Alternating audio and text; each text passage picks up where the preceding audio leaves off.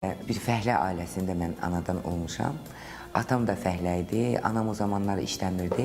Anam hamilə olanda və mən yəni proyektdə yox idim, belə deyim.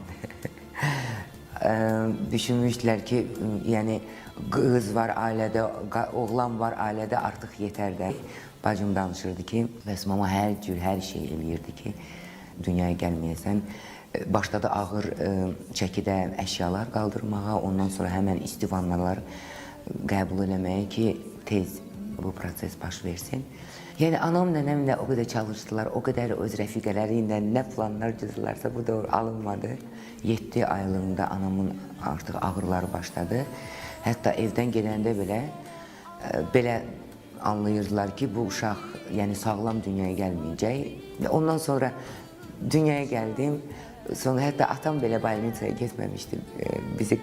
Məni, anamı, nənəm getmişdi, anamı qarşılamışdı uşaqla. Qardaşımın adı var idi, babamın adıdır. Bacımın adı var idi, o nənəmin adıdır. Amma mən ki planda yox idim deyə ki dünyaya gəlim, ona görə heç ad da fikirləşməmişlər.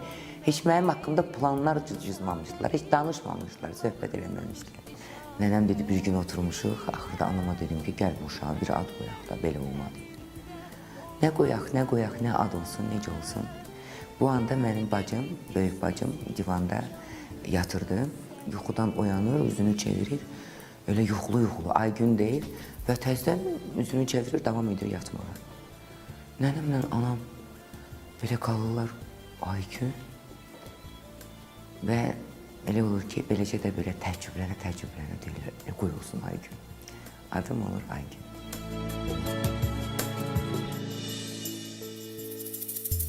Evdə heç kim yox idi.